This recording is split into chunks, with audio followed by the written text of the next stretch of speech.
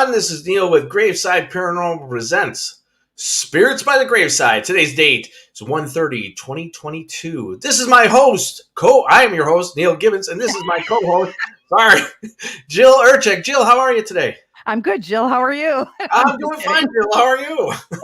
I'm great, thank you. Good. So, what's going on in the world with you, Jill? What's different? With me personally or just the world? Personally, I want to know about you. What's going on? You know what? Once again, I had another birthday party to go to, and there had to be 300 people at this bowling alley. I don't think I've seen 300 people in 2 years. Wait a minute. Now, this is a kid's birthday party? A kid's party, but it was the whole bowling alley was filled with people. Oh, okay. I thought it was for one kid's party. I'm like, what, did you go to bar mitzvah? No, but there were a million people bowling. It wasn't shut down for her. Oh, but that's great. You know, I understand, some people are nervous and I get it, and everybody has their opinions to what's going on in the world. Yeah. So I went and, just said, here we go. Yeah. People need to get out there and they need to be with each other. And because, and I don't mean to get totally off subject, but it's a major thing, especially to these kids. Yeah. These kids are out here and they need those social skills. Yes. They truly do. And I don't want to see something happen where these kids are not getting along with each other or not even hanging out with each other. And bad things happen. When you lock kids up inside of a house and they're playing those video games and this and that. I like video games too, but we have to give them exposure to other people and give them that good social environment. Yeah. Anytime I can get him out, he's out. So that's what I did today. Oh, yeah. I remember when I was a kid, my mom, she'd kick me right out of the house in the 1930s and 80s. She would lock the door behind you, and then you come in when all the lights go out, and then she'd unlock the door, and there was meatloaf. There was meatloaf. There was meatloaf. We had chicken. Yes, I know what you mean. Those were the days. We would have something like that. Meatloaf. But awesome. It's good hearing from you again, and I'm glad your son, he had a good birthday party to go to. He had some fun social skills. That's good. Now, what we want to do is, like we always talk about the news. So, Steve, if you're there, can you roll us into the news? And Jill, you'll be up first today. All right.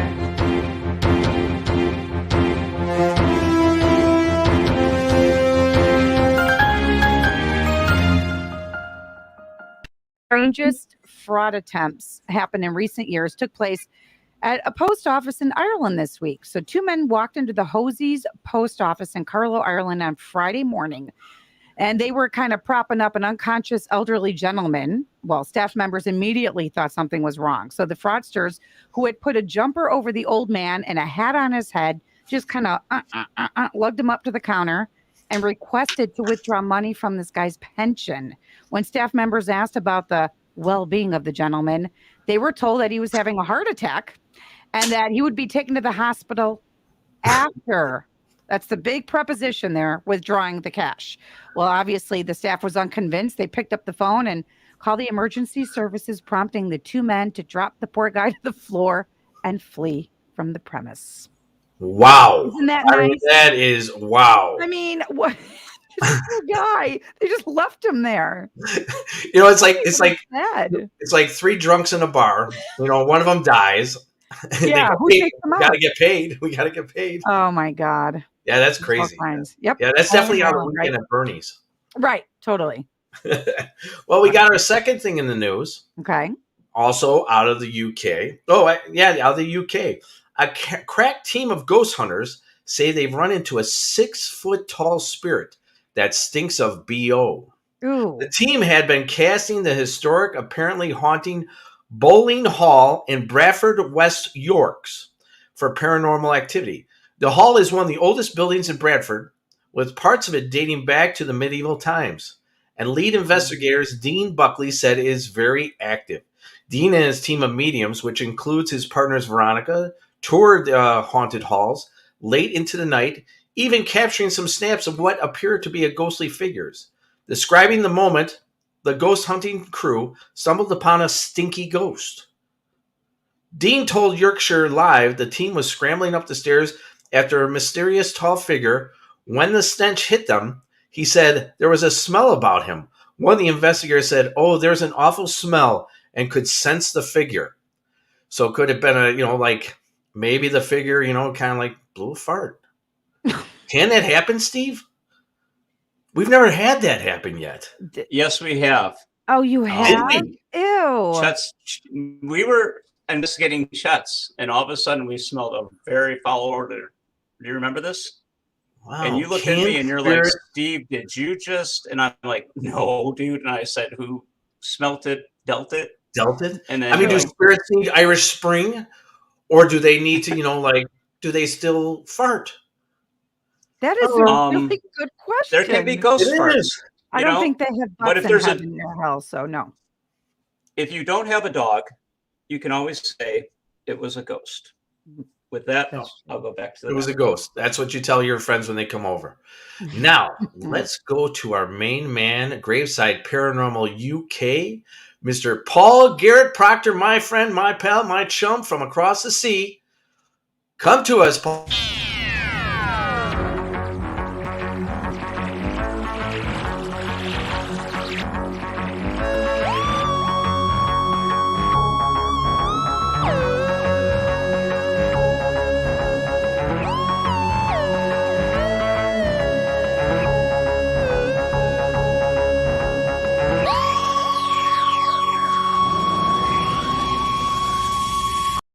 Hello and Happy New Year from the UK. This is Paul Garrett Proctor. I'm here to tell you right now about a British legend that I believe is not that well known in the USA, and it's what's known as the Gunpowder Plot of 1605, featuring the very famous name here, Guy Fawkes. Now, this is a legend that you can look up online very easily without me needing to go through all the history with you. So I'm going to kind of leave it to yourselves to look up the background in your own good time. Because right now, what I'm going to talk to you about is a more personal experience of a building that's not too far from here, where I live right now, called Holbeach House. Now, this is the location where the gunpowder plotters were actually captured. And the building still has bullet holes in the original door and in the wall. Now, this place over more recent years, or should I say decades, has been a nursing home. And my connection is that I worked there. Yeah, many years ago, about 25 years ago now. Now, this place was always rumoured to be a bit spooky. And we would hear, various claims of this, that, and the other. People had found certain rooms and parts of the house quite spooky and uncomfortable, maybe cold. And it was something that, you kind of take it with a pinch of salt. You kind of think of people just, letting their imaginations run away with them.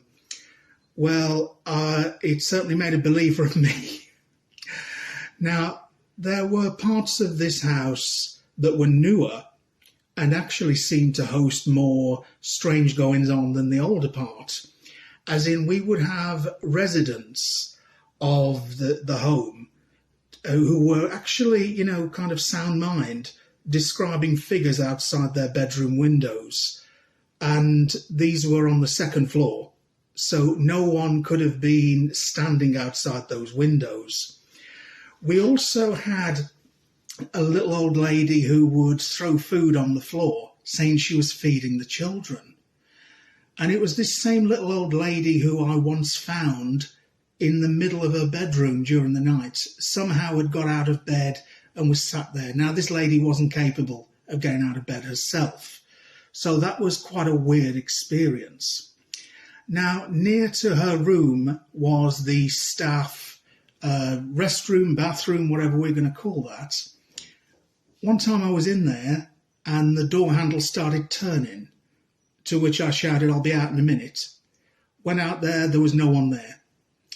Those old creaky floorboards would have let me know that someone was coming, but there was no one there.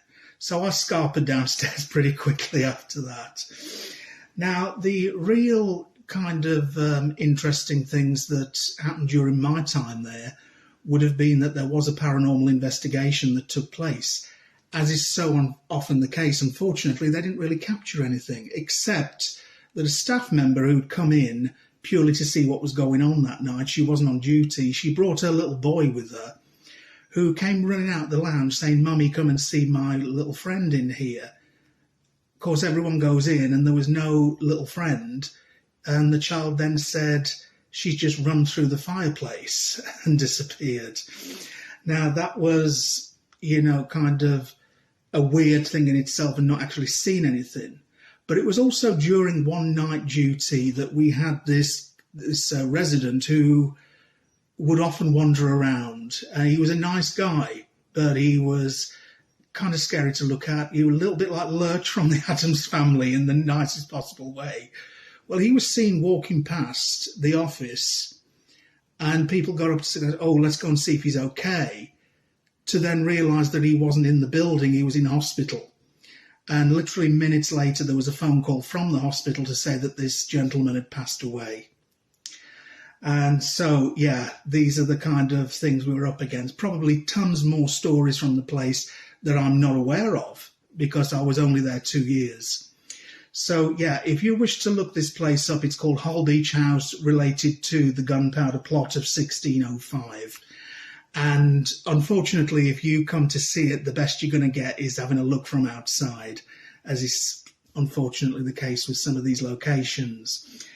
But thank you for listening. Thank you, Neal, Steve, and the team for having me on again. And I look forward to bringing you more interesting spooky stories from the UK in due course. Take care. Bye-bye. All right. Thanks, Paul. I do appreciate it. That's Paul Garrett Proctor from the UK. He is our Graveside Paranormal Connection in the UK.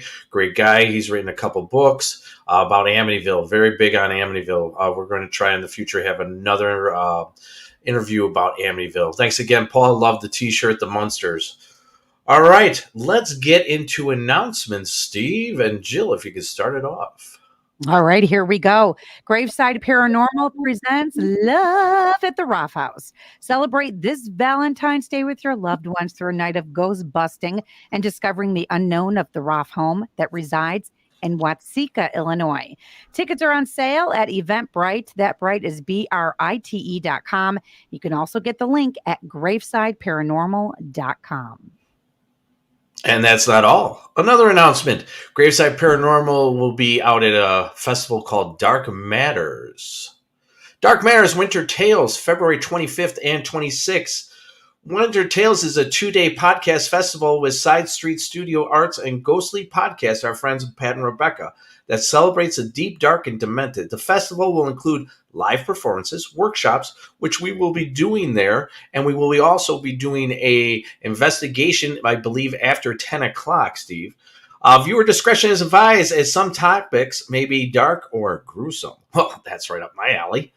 So festival passes are $10, no individual tickets. All shows will be held in the theater space at Side Street, located upstairs at the Ziegler Court. We have one more announcement. Our buddy, our pal, my pal, Jack Chavez, he is having his event, Chicago Paranormal Convention. He is going to have speakers, tarot and palm readers, 40 vendors, a raffle, and it's near the sightings of near Resurrection Mary, sightings of Resurrection Mary, Sunday, March 6th from noon to 6. We are going to be there. We got ourselves a table. We want to be able to go out there and meet and greet. Tony Sabowski, one of the best, I would say, tour guides out there in the Chicagoland area. Tony, good guy. I love just talking to him. You know, he knows so much. It's just amazing how much this man knows. Also, our guy, Steve, Bob Trisek, my man, Bob, Uncle Bob, he's going to be out there. He is a tarot card reader, and a palm reader. He is very good at what he does. He's going to be out there. So all you ladies, beware. Bob's out there, and he's roaming around to read your palm that day. So he'll be out there. So food, raffle, and music out there as well. And I believe that's it for all the announcements. So that brings us into our show. Now, Jill asked me, she said, Neal, can you please do something a little more tamer? I want something a little positive going into 2022. I said, all right, I can do that. So I said, I know just the right guy. Let's talk about faith and miracles. Yeah, because we need them. We need them. I have to agree with you. We do need them. We need them more now, I think, than any time period. But I never lived those time periods, so I really don't know the stress about them other than reading them. But I can tell you, we all do need it. What I want to do is I want to recite the definitions of faith. Faith is a complete trust or confidence in someone or something. Miracles, a strong belief in God or the doctrines of a religion based on spiritual apprehension rather than proof. Ladies and gentlemen, it's easy for me to just go ahead and read this just like I wanted to. But I believe that faith and miracles is something a little bit more. I believe it's strength, and I believe it's strong emotion as well. So I knew I was going to bring in the right guy. I want to bring in right now Mr. Gary Tiemann. Gary Tiemann received his MSW from Louisiana State University in 1987. He started his social work career as an intern on the mental health team at Louisiana State Penitentiary at Angola. He went on to practice at various mental health hospitals and agencies as a case manager, staff therapist, and a program director, administrator, and clinical director. He has had a private psychotherapy practice in Shreveport, Louisiana for over 25 years. Author of the Miraculous Psychotherapy, A Course in Miracles. Gary Tiemann, I welcome you in today. Thanks for coming. Oh, I'm excited to be here. Thank you so much for having me. Hi, Gary. Yeah, I told Jill, because she told me, she said, Neal, I want something, a really nice type show. Well, I said, we can do that, but we're going to get deep tonight. I said, I got the guy, his name is Gary, and I go, when we're going to talk very deep. More than just the word faith, more than just the word miracle. We're going to try to understand these things a little bit better. Hopefully that the audience in the end will have a better understanding. So, Gary, I want to ask you the first question, if I may, sir. Sure. Everyone has a form of faith, either psychological or religious or of financial faith. What is probably the universal purpose of faith, do you believe, sir? Well, let me also start off by saying, boy, are you asking big questions, but the way I think of faith is, or one of the ways I think about faith is that it's impossible to know all the details about everything. And so when we learn a certain amount of information that points in certain directions, then it's faith that links us, from the limited amount of information that we know to the greater phenomena that we're trying to understand. And so, there can be faith that is based on someone told you something, or there can be faith that has evidence. And I tend to see where, good evidence can really strengthen faith. Faith that doesn't have a lot of evidence becomes more kind of unreliable, I suppose. But yeah, there's this. In fact, I'll go ahead and say this: the ego is a trickster in a lot of ways. And so the ego bombards us with information that is overwhelming. And so we have to develop our ways of operating in the world using limited information. I use the example about, if you just think about, I've got a wristwatch on here, and we go throughout our day having the stimulation of that watch, on my arm throughout the day. But it's only when I focus on it that I begin to truly experience and become aware of the sensation of that being on my arm. And so there's this phenomenon where we get overwhelmed with stimulation. And so we have to have some way of limiting that to make it a manageable thing. It's impossible for us to keep up with every stimulation, every idea, every thought or experience. And so it is by the very nature of who we are psychologically that we can operate by only knowing some of what we're trying to understand. And so faith is the link that creates that bridge for us in that regard. Okay. I like that. I like that. Jill, do you have a question? I do. Well, you actually answered one of the questions I was going to ask you about faith factoring with the ego. So here's another question for you. Where are we without faith as opposed to how much stronger would we be with faith? If that is a correct statement to make. Well, and so my first response to that is, faith has to be based on legitimate stuff. You can have faith in things that are not true, and that's going to, lead us down a certain path. And then you can have faith in something that is true, and that's going to be a more efficient and productive, effective thing.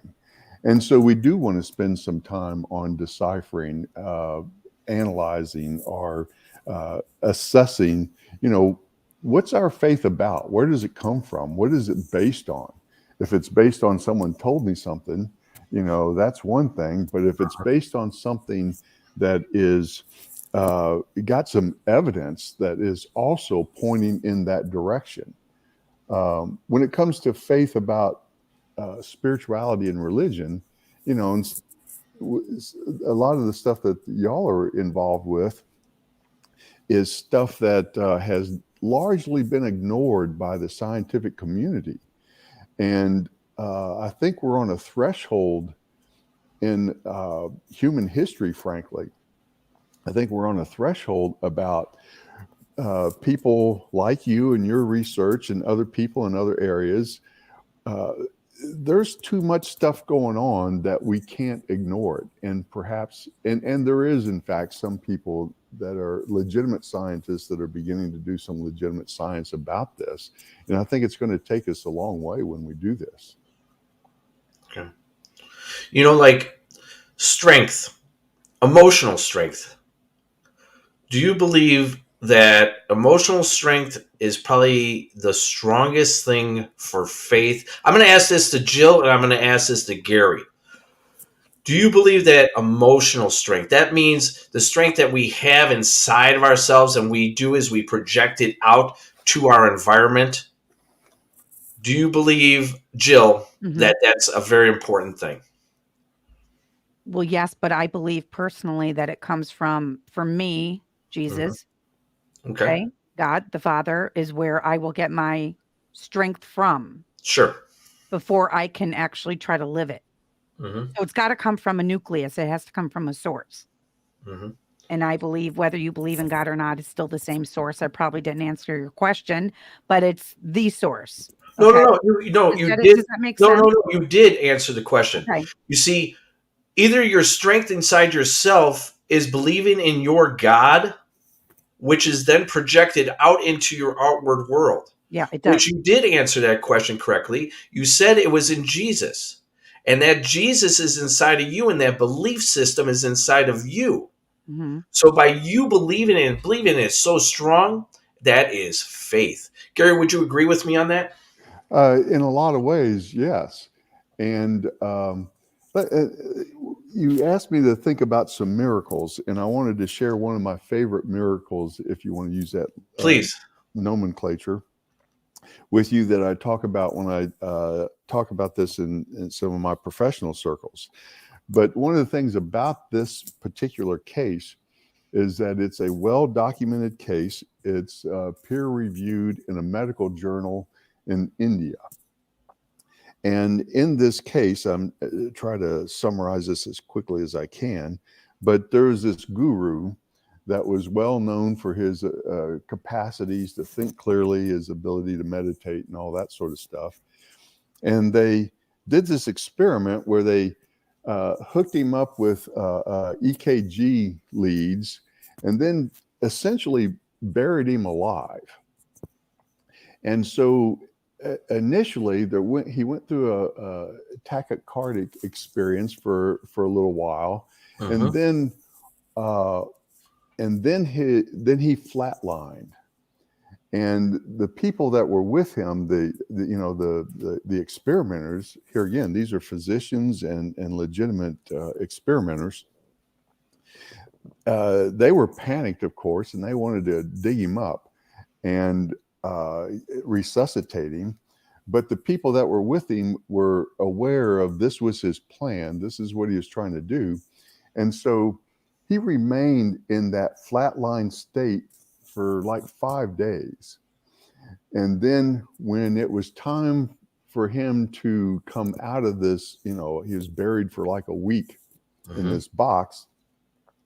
When it was time for him to come out, all of a sudden the EKG started clicking up again, and he came back to life, so to speak, at least towards the EKG, and they dug him up, and he was fine. And so his ability to know himself and to think clearly and to be secure in what he thought about these things is what created the whole possibility, the whole capacity of him to be able to do that for himself. Sometimes, I like to tell people, you were created in the image of God, and all of the infinite perfection of love that implies. But we also have this ego. And this ego is this part of us that thinks in terms of finite. And so there's this constant dance that's going on between the truth and the reality of our infinite self and this experience that we're having that's, in some ways, I would even call it contaminated by the ego that interjects its ideas of limits, that interjects its ideas of finite. And when you have limits and when you have finite, that encourages not enough. And that blossoms fear that we, in this dimension of life, we are all dealing with. Boy, some of the stuff y'all are dealing with evokes a whole lot of fear in some people. Yeah, it does sometimes. We get phone calls of people. I recently got a phone call from a lady telling me about how her children were waking up in the middle of the night in trances, and she actually showed me video of these heavy, like, Polish blankets. Those really heavy European blankets, and these blankets are moving around. Oh, like someone's pulling them. Now, I went over to this person's house because I want to help people. That is the truth about it. And so I go over there and I want to do the best that we can. Me and Steve, we always try to help people. And we go over there and you have these things, and people, they have faith when I go inside these houses. They still have their faith in their God and this and that. They have their faith in their selves. And some of the situations, though, I have gotten it where people have lost their faith. They've lost mainly their faith in themselves. And if you can't have faith in yourself, how can you be true to your God or whatever after that? That's my opinion on it. I think it always starts with me personally. I think, yeah, it does start with God, but I think your best strength is not just from your God, but from like who you are as an individual. And I would add that the more that we define ourselves and experience ourselves as a child of God and of that infinite stuff, the more secure we are with that, the more faith we have in that, the more we're inhibited by the limits of the ego. Can I add to that? Please. I like, I watch a lot of horror movies and things like that, but I also sometimes freak myself out, and then I put on King of Queens or something and forget about it. Okay? And I go to bed with Doug Heffernan. Well, you know what I mean. So there were times when I'm sleeping. This happened to me about 6 months ago. Sometimes I get these scary dreams of, like, I don't want to say being possessed, but like something's coming after me. And these dreams would happen all the time. And in my dream, I'm very clear. I believe in Jesus, get away from me. I believe in Jesus. And one night it would not, I think I was taunting it, which I would not do if I was awake. And I kept saying, I believe in Jesus. I believe in Jesus. It wouldn't stop. And then I swear to God, I've never heard anything audibly before in my left ear. It's the only way I was able to wake up. You are protected, with my hair standing up when I think about it. Incredible, soothing, masculine voice. And I woke up and I was like, what was that? Wow, that's And awesome. it was truly a miracle to me. Yeah, no, that's the thing. It was a miracle to you. It was a miracle because I heard it and it was like, it wasn't in my head. It wasn't an intuitive thought, Neal. It was a voice on my left side. That's how I woke up. Right. I kept saying, that Jesus is pretty much going to kick his ass. And then I heard, you are protected. And I woke up and I was like, what? What was that? I mean, thank God I heard that. But to me, like, that is one of my miracles that I actually heard it. And I don't care what anybody says. I know what I heard. Mm-hmm. Well, I don't have any trouble believing that kind of phenomena. Yeah. Weird. That, when you realize that we are of an infinite source, then there are no limits. Mm-hmm. And in fact, in some ways, the way some of us think of this, and this is also very Buddhist, actually, that here again, that we are of infinite stuff. And all the limits that we experience is a part of what our ego is doing to us in that regard. Neal's aware that I've studied a lot and a lot of involved with research involving reincarnation. And so, that's another one of those areas where traditional science doesn't want to look into that or want to take that on of explaining it. But we keep coming back. We're experimenting with these limits. We're experimenting with, in some ways, it's like our ego is analogous to the prodigal son. And the ego is that part of us that wants to pretend we can do it without our divine source. And so we try to do it through the ego, but the ego is where all the limits and where all the finite phenomena exist, so to speak. And like the prodigal son, when we finally realize that we cannot do this on our own, we have to be connected to our divine self, our God, our, whatever semantics you want to use about that. It is only through that connection to our infinite Father, our infinite source, are we able to begin to transcend the limits. And so we do have experiences where we see that we transcend these limits that the normal so-called ego world respects and understands, that transcends those limits in a way that is not well understood. And once again, I really feel like we're on the verge of stepping into a new era where we're going to be studying this more legitimately, and we're going to learn a whole lot from it, and it's going to take us to places we can't even imagine right now. I totally agree with you on that, Gary. I believe that you are 110% correct on that. I believe that we are going to be going into, at least it's a feeling inside, that we are going to be entering into a new enlightenment. We're going to get to a point where everything becomes so dark and dreary.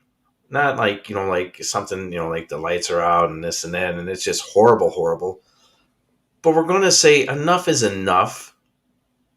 We know as individuals, as spiritual individuals, people of faith, people who know that we can do this, that we are going to be coming into a new enlightenment.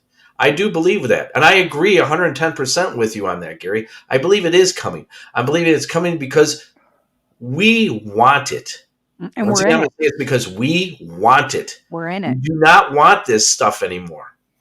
Like the prodigal son, when we realize, what we do on our own, separated from our God, only leads to suffering. You know, the Buddhists summarize all suffering is in the mind, and when we learn how to think clearly, all suffering ends. And that's not just metaphorical language. They literally mean that. And one of the things that we're learning when we think clearly is our connection to our divine source. Sure, sure. You know, I'm fascinated that people, okay, if you don't believe in God, that's fine. They say mind over matter. If you think something, it will happen. If you speak it to the universe, it'll happen. The Bible says, speak it as if it already is, right? Yes. It's the same teaching. Yes. So that, by the way, is also a teaching in psychotherapy practices. oh, who knew? Yeah. So, well, he did. Well, he did. Gary Or you did. Neal and I didn't. It's fascinating to me, though, because I listen to like people who believe in God, and then people that either do, if they do tarot, they're just good people that maybe don't connect to anything. And they will say, you know, if you think it, I mean, not to quote Wayne's World or whatever, if you build it, they will come. But if you think it, it will happen. And then you read it in the Bible, and Jesus is saying that right there. No, totally. You have to believe it for it to happen. But that's hard. It's hard. You know what you say? You know what you say? It's hard. Okay, it but is. If let me, I understand. I understand what you're saying. Take for instance what I'm going to go back to that story you were talking about of that night that you felt that thing was in the room, but you had faith in God. Mm-hmm. You had faith in God that day, and you heard that voice in your left ear. Mm-hmm. You were projecting out your faith. Mm-hmm. Oh yeah. And so you were asking for something. Mm-hmm. And no matter what, your thoughts and your feelings were being projected. And what happened? Everything is going to be okay. Came out of your left ear. And and I may add to this weirdness. My mother tells me about a week later that she's like, the weirdest thing happened to me the other night. She was having a weird dream, and she heard a voice say to her the same thing. And I was like, what is that about? That was doubly bizarre. But yeah, she heard the same thing. And like I said, I know what I heard, and I know you guys aren't doubting me, and I don't care who doubts me, because I had never heard a voice before. It was so comforting. It was really nice. It was nice, actually. Yeah, it is. It is nice.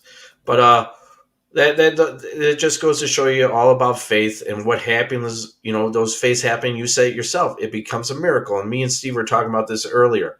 Let's say we get a homeless man, Gary, Jill, who's on the street, and it's cold out like it is right now, and all he wants is something to eat. And if what's on his mind is to have something to eat, A cheeseburger. We'll just use the word cheeseburger.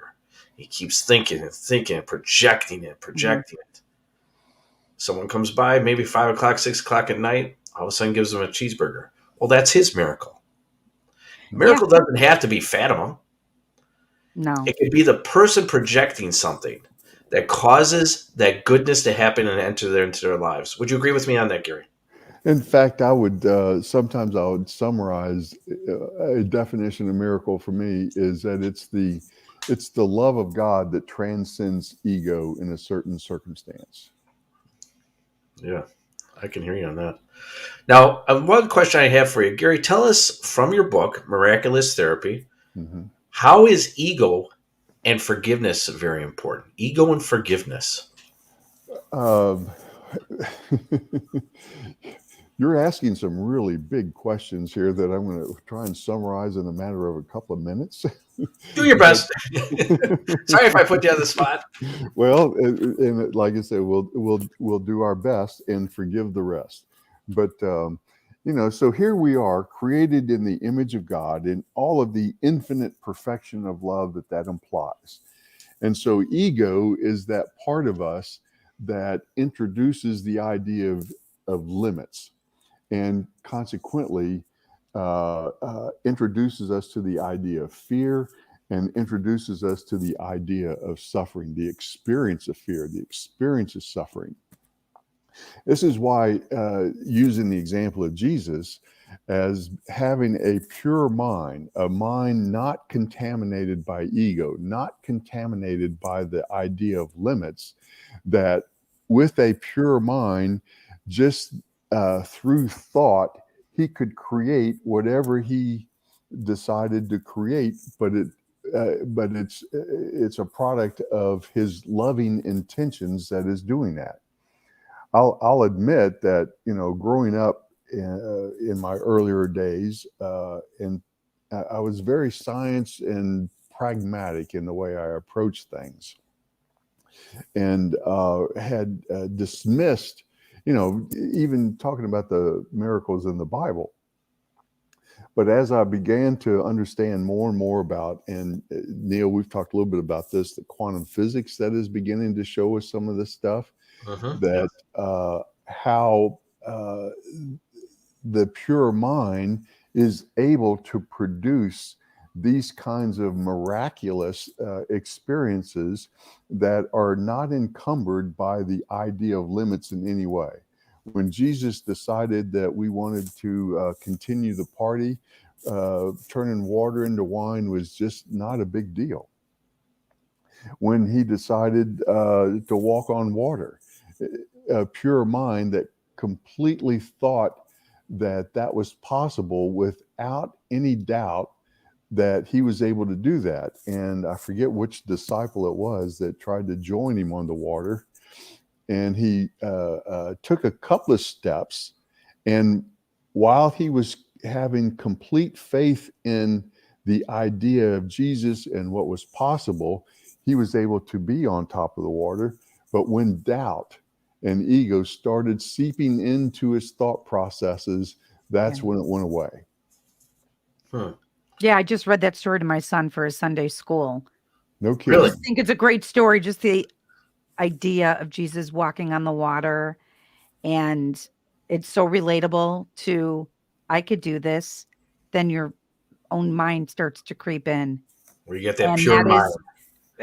Our mind is our worst enemy. Sometimes it either could be our worst enemy or our greatest salvation, right? Sometimes, right. And that is when you have to redirect your thoughts. I try to, okay, Jill, calm down. Everything's good. That's when I have to turn it off and just redirect it. And let me add too that, we throw the word ego around, and there's different definitions and different ideas about ego. And the way that I'm speaking of ego is more like Carl Jung and the Buddhist, and obviously I study a lot in the Course in Miracles, the way that we use ego. This is not the way that Sigmund Freud used the idea of ego. Right. It's a little bit different. Some may be familiar with the work of Eckhart Tolle.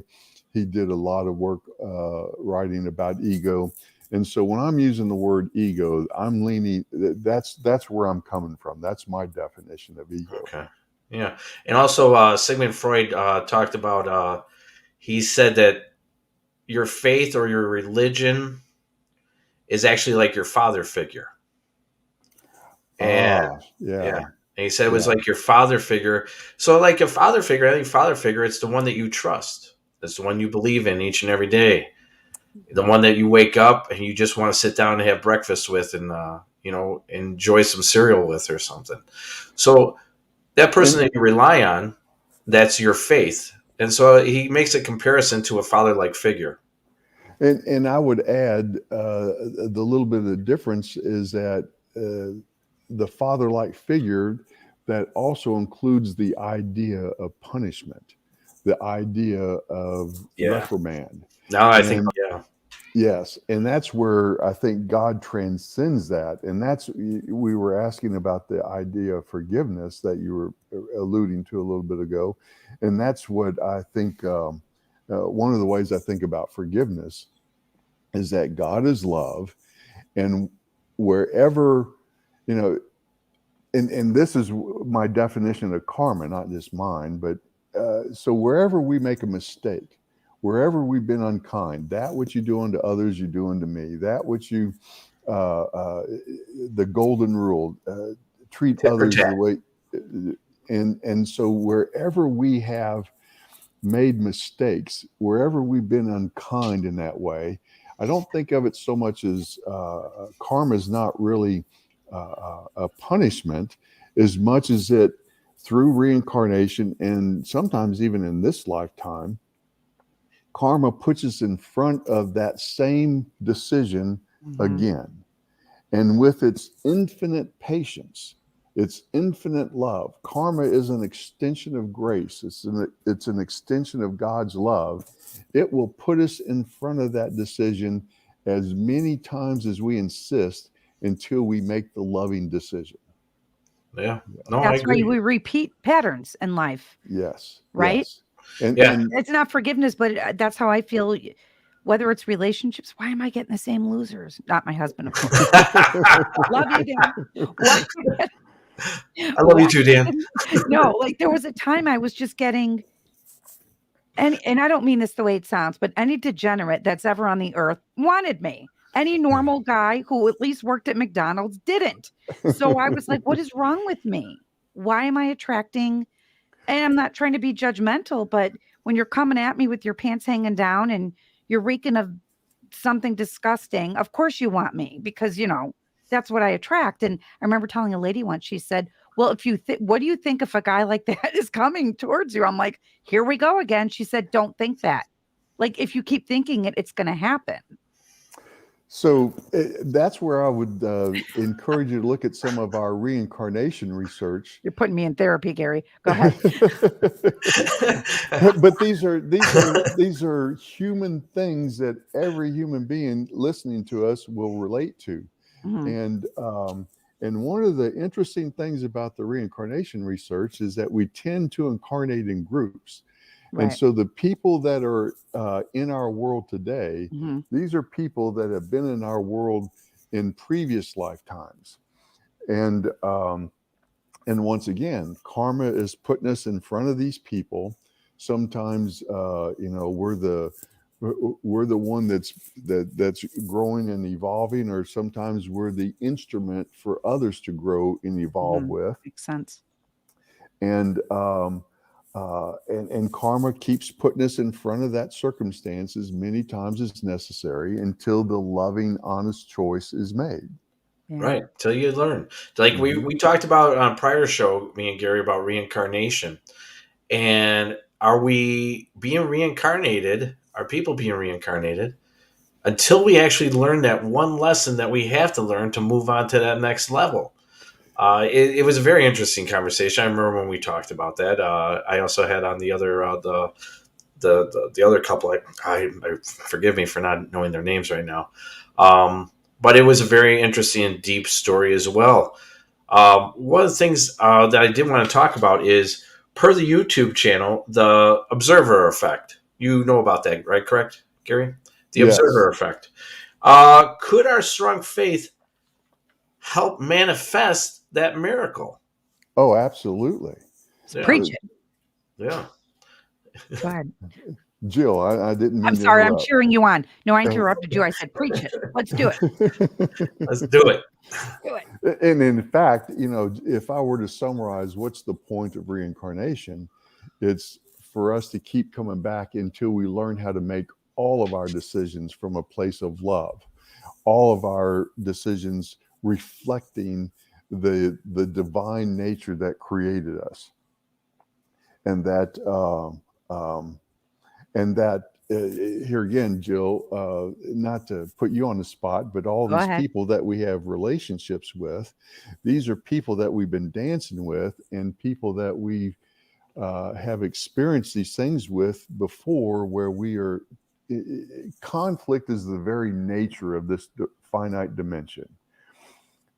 And so we are learning how to transcend all of our conflicts with essentially love, with honesty, and wherever there's been unkindness, forgiveness. That's bringing us back. And if we practice that enough, that will bring us back to the singularity of love that is the love that created us. That sounds great. I love that. Do you have something to say, Jill? No, I'm just thinking, like, you're thinking, wow. I am thinking, wow. Yeah. Once That'll we be $25. that we take these 2 pills and call me in the morning. Once Yeah. we are aware of these things, I'm becoming more and more aware of these last 2 years have opened my eyes bigger than Angela Lansbury and Murder, She Wrote. I have seen so many things, and I feel like let's put it this way. I finally believe there's so much evil in the world that I never thought could exist. Okay? From humans who have turned away from something, I don't know, that I want to counter it with I'm not going to, faith over fear. I'm not going to live in that fear. Yes. So my kid had a birthday party with 500 people at a bowling alley. So be it. He's going to have a normal life and we're going to, go out and do these things. The more you recognize there's more out there when you start to feel, I think the more you can reel yourself back in. Yeah. For me, where I'm like, all right, God, you know what? I just can't. So I won't, and I will let you and worry about it later. Like Scarlett O'Hara says on Gone with the Wind. I'll worry about it tomorrow. Don't worry about And that helps me. I've been doing that a lot recently. Just like I can only deal with one thing at a time right now. And I just hope for the best. I think that's a great way of thinking, actually, Jill. It is what it is some days, and it is what it is some nights. And you just have to deal with what is sometimes. If we overwhelm ourselves with all this negativity, we're just going to drive ourselves nuts. I really and their husbands or wives, yes. Yeah, or definitely my wife.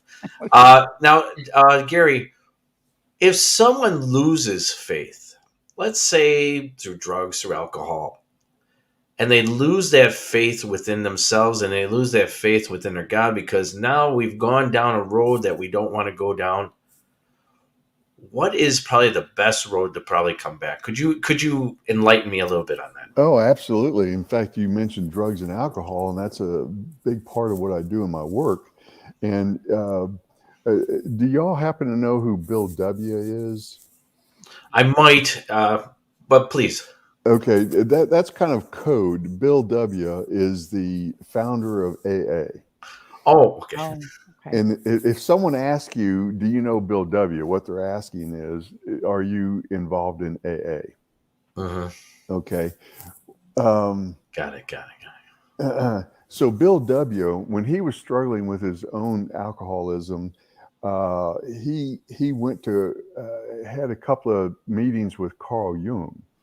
And he asked Carl Jung about, what he might understand about how people might overcome such issues, overcome such problems. And Carl Jung really didn't have a good answer for him, but he did say, I don't know of any treatment that will really work, but I have seen kind of spontaneous reactions, kind of spontaneous healing when people were moved by, had a spiritual experience with God.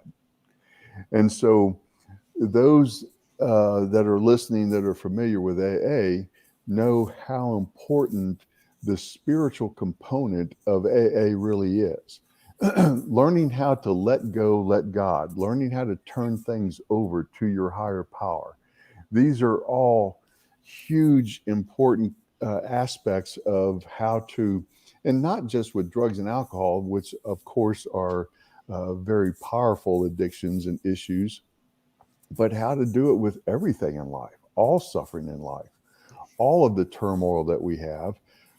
The only thing that we are in charge of is in this moment in front of us, what can I do? What is the next right thing to do? And when I make the next right decision based on love and based on honesty, then turn it over and give it to God. And let God do his thing. And AA, we simply call it, it works if you work it. Right. It's up to you. You have to choose the time and the place. Yes. Yeah. Yes. Do your part and turn it over. Yep. Jill, you had something to say? Yeah, seriously. I have a friend who's pretty sick and I think she needs a miracle right now. Is there any advice you can really give her to turn it over to God that way? And she really needs something. Is it an addiction issue? No. Oh, okay. Well, Yeah, it's the same basic thing. Addiction is just the very dynamic experience of this phenomena. But with anything, all we can ever be in charge of is what is in front of us right now, and bring as much goodwill, as much good intention, as much loving intention and honesty to the decision, and make the next right decision. It really is a phenomena that even quantum physics is beginning to help us understand at that level, that it's really more about the intention behind the decision than it is about the actual decision. Mhm. Okay. I mean, she's really has a good spirit and is very positive. And I know she's putting those vibes out there. Feel really badly for her Yeah. and want her to obviously put her mind in a spot where she could receive. Because don't you have to be in a position where you can receive a miracle. And that's hard to just be so open and not have anything filter in to stop it unintentionally. In some ways, and this would going back to some of the philosophy and ideas from A Course in Miracles and from Buddhism, we almost have it upside down. We almost have it backwards. Okay. That the love of God and all of the perfection of that is the natural state of being. It's only when we intrude on our thought processes with our ego, in our ideas of limits, in our ideas of shame and guilt, that we start corrupting and interfering with the extension of God's love that's available to us. In a lot of ways, it's about us getting out of our own way. Yeah, totally. Yeah, that makes sense. I mean, in layman's terms, get out of your own way. Yes. I get that. Now, Jill, Yeah. you wanted to tell us a personal story, and I was going to tell a personal story as well about tonight's interview. Okay. Was that the one that you were just talking about earlier, or did you have another one? No. I mean, no, that was one I actually forgot about. I mean, I will say before I tell you the story and make it quick that I do believe Neal knows this, and he still has me on the show. I do believe license plates talk to me because when I pray, I get answers and license plates. I just want to let you know that. Numbers. Constantly. I have no problem with that, by the way. Constantly. When I pray, it's there. It's weird. I even saw one that said Jesus. I took a picture. But numbers, repeating numbers, but that's a separate story. We'll have to maybe do a show on that sometime, Neal, because numbers, I think, talk too. I went through a really bad breakup with a guy I worked with. I know I shouldn't have dated a guy I worked with. I'm well aware. Should not have. I refer to him as Satan. He was that bad. Well, I chose it, so it's my fault. Okay. So things were bad and he was not right. And I wanted to just be done with him. But you see him at work every day. And I know there's people out there that can relate to this. So I was like, how do I do this? How do I do this? So I had a Charlie Chaplin clock on the wall, like those Elvis clocks where the legs move. You know what I'm talking about? Yes. Charlie. But it was broken. I got him from Swaparama Flea Market. It never worked. And it was cute. And I liked Charlie Chaplin. I hung him on the wall. And I would say to God, if I'm going to be okay, please let Charlie's legs move. Well, the clock never worked. And the battery wasn't in there because I bought it broken. I would always look at that clock like it was a crucifix, it's not moving. So I would just pray that all the time. Let Charlie's legs move. Long story short, fast forward about 6 months, was a while. I woke up in the middle of the night one time and I'm like, why am I up? Well, sure's the clock's moving. And I'm like, oh, no, it's not. So now I'm trying to debunk it. So the air was on. I had a window unit. So I took a sheet of paper. I'm holding it up to see the air wasn't going to go that high. But I was trying to be realistic and logical but it wouldn't keep the momentum. That clock was moving. And I'm like looking around my apartment. I'm like, I asked for it. So now I have to accept it. Right. And I did. Yeah. I said, thank you. I was completely spooked. Put the lights on. Stop the legs. It moved for about a month. And I was like freaked out and scared and excited at the same time because it's what I asked for. And then I got really spooked and I threw the clock away. But to me, at that time, the guy I worked with got transferred over to I do radio, got transferred over to a different radio station. Ah. See, transferred out of the building. So I did let not go, have let to God. see him anymore. And that's around the time Charlie's legs were going. And that to me is stupid as that sounds, was Not my stupid. miracle. You can't get a broken clock to work unless you pray. Yeah, that's your Right? observation of your faith that led into your miracle. I mean, I was like, is the paper moving? I'm looking at it. No. And even if you move the legs, it's going to stop after a couple seconds. By the So, way, Jill, your example of the license plate phenomena that you were talking about, Carl Jung gave us the definition and the word synchronistic, and that's a perfect example of synchronicity. Yeah. all the time, like every day. It's amazing to me. I love getting in my car to see what's going on. Doesn't it make life fun? It does. But do you think that clock thing was a miracle, or am I crazy? Well, I don't think you're crazy. Oh, I thought he was going to say, well, I do think you're crazy. but But that's a different story. here again, when we are coming from our infinite mind, from our infinite source, there's no limits. It doesn't matter if the clock had a battery or not. If somehow, some way, love decided that was to be a sign for you, it can happen. Took 6 months, but it happened. Yeah. Yeah. So anyway, that's my story. Thank you for listening. And the license plates, I knew it. Well, and here again, for me, it makes life so much more interesting and fun, particularly when you know that when you put it in God's hands, ultimately, it can do nothing but be okay eventually. And you feel it when you see it. Yeah. I had lost a job. I got in the car. I was crying because radio, you lose them if the wind blows. And a car pulls right in front of me. Let it go. And I'm like, dang. Okay. Yes. Thank you. Yes. I felt so good. Now that I'm going to be committed, Neal, what's your story? Neal, what's your story? Jill needs help.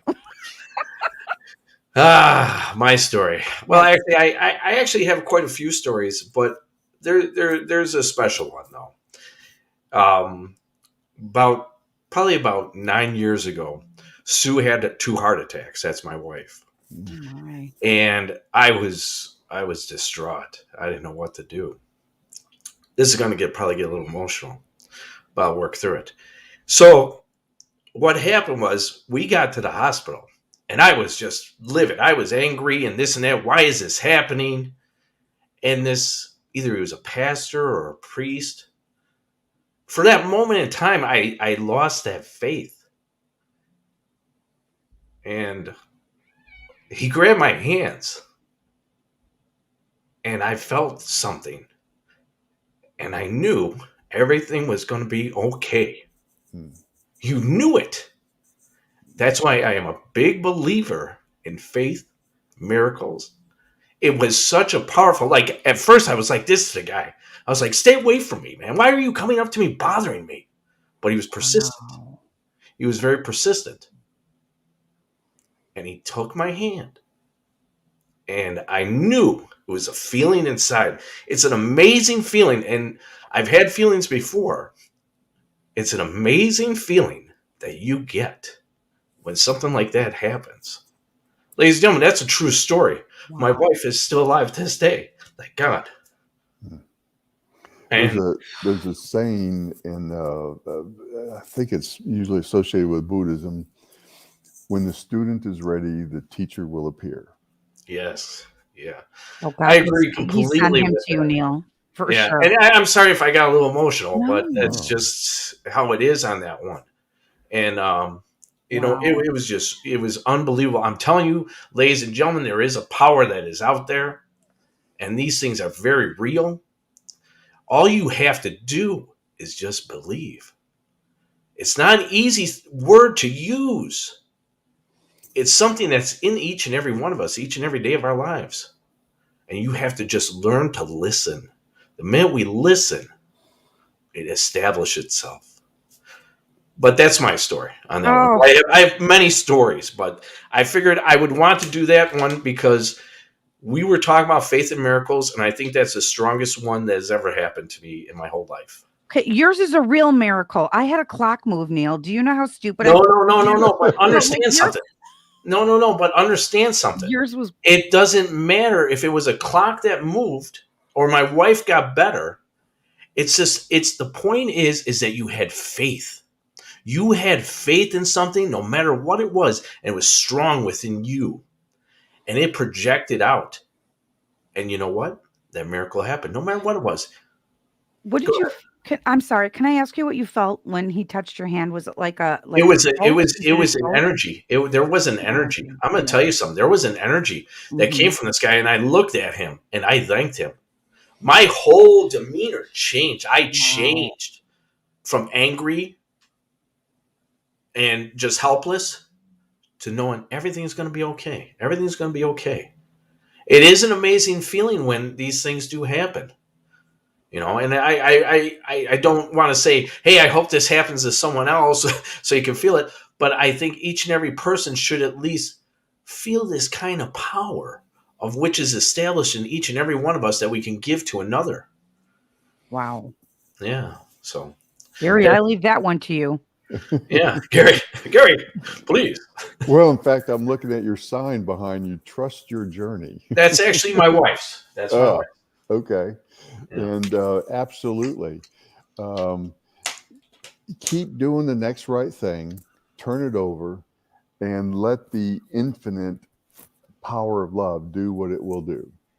Right. And it's all going to be okay. Yeah. Yeah. Exactly. I totally agree with you, Gary. And you know what? Tonight is I think this was a great interview. I think each and every one of us did a great job. Gary, I told Jill this is going to get deep tonight, man. I was all ready. Yeah, and this Well, thank was, you and so much. I appreciate you coming out. Gary, do you have anything other than Miraculous Psychotherapy? Achieve your ultimate happiness with a Course in Miracles by Gary Tiemann. You can get that on Amazon. Yes. Is there anything else going on with you? I want to plug my friend and Dr. Simq's website, reincarnationresearch.com. That one of the things that Dr. Simq has done is that he, with the help of a psychic that we work with, he's connected the dots on many celebrities and politicians about who they are now and who they were in past lives. And you see the patterns and you see some of the connections about how these things work. And, I want you to appreciate that Dr. Simq is as legitimate of a scientist as you'll find. He's his day job is an occupational medicine physician. That he's got a really interesting story that you'll find fascinating as well. And just to give you a little teaser, we've got a video on that website that is the reincarnation of Anne Frank. Wow. And What? yes. And if you watch that video, if you don't think that's the reincarnation of Anne Frank, we need to talk. Wow. Well, Gary, once again, I appreciate you coming on. It was always delightful. Hopefully, we're going to have Mr. Gary Tiemann out with us this summer when we decide to do Parapalooza again. I'm going He to would look be a forward to it. wonderful person for you to come just talk to. He's very insightful. I'm Neal Gibbons, and that's Jill Urchek. Thank you.